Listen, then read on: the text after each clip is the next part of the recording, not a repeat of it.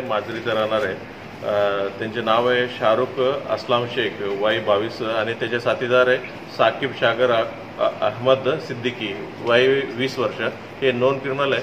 हे non criminal दोन्ही पडोलीच्या एरियामध्ये फिरत आहेत असे माहिती भेटलं होतं। माहिती भेटल्यानंतर ते माहितीवर आपलं LCBची टीम तिथं पोहोचलं होतं। त्यांच्याकडचे एक हुंडाई गाडी आहे। हुंडाई गाडीमध्ये तो चालत होता। तिथं त्यांना अडवलं आणि अडवल्यानंतर त्यांना सर्च करण्याचे प्रयत्न केलं। सर्च करण्याचे प्रयत्न केल्यावर ते आपल्या पोलीस टीमवरती त्यांना हल्ला करण्याचे आणि करायला त्यांनी विरोध केलेला आहे।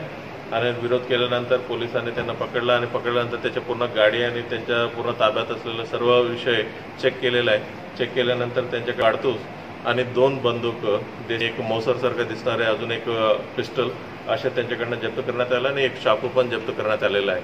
आणि त्याच्यानंतर आम्ही अटक करण्यात आला। पडोली पोलीस स्टेशनला गुन्हा दाखल केला आणि अटक केल्यानंतर त्यांच्याकडे विचारपूस केला। इंट्रोगेशनमध्ये अजून 4 घरफोडीचे गुन्हा उघडकीस आले।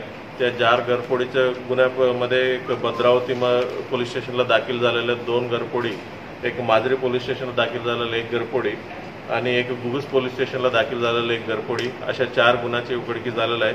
4 गुन्ह्याचे उघडकीस आल्यानंतर त्याच्याकडनं एक 24 ग्राम वजनाची चपलाकंटी आणि 12 ग्राम त्याच्यानंतर इयर रिंग्स, अंगुठ्या आणि त्याच्यानंतर जे एका घरफोडीमध्ये घरचं सामान पण चोरून नेलं होतं, गॅस, LED TV, साऊंड सामान आम्ही जप्त करण्यात आलेलं आहे। आणि सर्व एकूण मिळून 5,43,350 रुपये किमतीचे मुद्देमाल आम्ही जप्त करण्यामध्ये यश प्राप्त झालेलं आहे। हे दोन्ही फरार आरोपी होत्या। याच्यापूर्वी एक माजरीला गुन्हा झाला होता पोलिसांवरती हल्ला करण्याची प्रयत्नाची, त्याच्यामध्ये पण फरार आरोपी आहे।